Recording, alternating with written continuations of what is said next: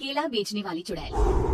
एक बार की बात है, जादूपुर नाम के गांव में करतब दिखाती एक औरत एक रेडी के लिए गांव में आती है। आइए मेहरबान कदरदान, खाइए रोहड़ा के ताजे ताजे केले, कभी खाए नहीं होंगे ऐसे केले, पीले पीले केले खाइए। ये कहकर रोहड़ा हाथों में 4 केले लिए उन्हें सर्कल में जोर जोर से हवा में उछालती हुई करतब दिखाती है, जिसे देखकर आसपास के सारे बच्चे अपने अपने मम्मी पापा से उस औरत के पास जाने की जिद करने लग जाते हैं। पापा ऐसा तो सर्कस में बॉल से होता है ना, ये आंटी तो केले से कर रही है, चलिए ना पापा देखते हैं। रोहड़ा एक पतली सी तार पर चलती हुई केलों से करतब दिखाती है। आते जाते सभी लोग बाहर रुककर उसके करतब देखते हैं और वाह वाही करते नहीं थकते। जैसे ही एक आदमी पास आकर उसे पैसे देने लग जाता है, तब वो कहती है, अरे नहीं नहीं साहब, मैं करतब तो बच्चों के मन को बहलाने के लिए करती हूँ, धंधा तो मेरा केले का है। पीछे देखो मेरी रिड्डी, जो भी मेरे केले खाएगा मेरी तरह चुस्त दुरुस्त और तंदुरुस्त हो जाएगा। पता चलता है क्या कि मेरी उम्र 55 की है। अरे पर ऐसे ठंड के मौसम में कोई केला क्यों खाएगा? ये ऐसे वैसे केले नहीं है साहब, ये शरीर में गर्मी देते हैं, ठंड को दूर भगाए जो भी रोहिणा के केले खाए।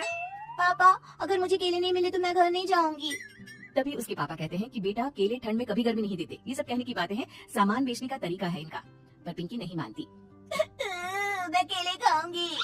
पिंकी की जिद के आगे नथु हार जाता है और उसे केले खरीद कर दे देता है। पिंकी खुश होकर केले घर ले आकर खाती है।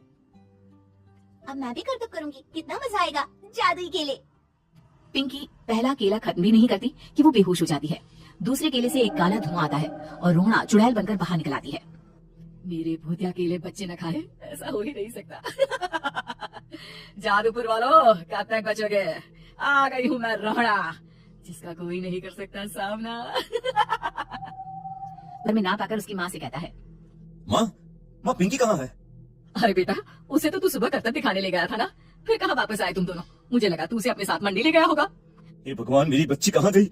मैं उसे घर ही तो छोड़कर गया था। माँ, नथु गांव के घर कोने में अपनी बेटी को ढूंढता है, पर उसे वो कहीं नहीं मिलती।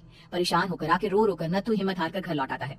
अगली सुबह रोहड़ा फिर से करतब दिखाने आती है और इस बार पिंकी की तरह रोनी केले खरीद लेता है। 50 रुपए दिए थे पापा ने, सारे पैसों की मैंने केले खरीद लिए हैं। अब मैं भी आंटी की तरह ही करतबबाज बन जाऊंगा। यही सोचते हुए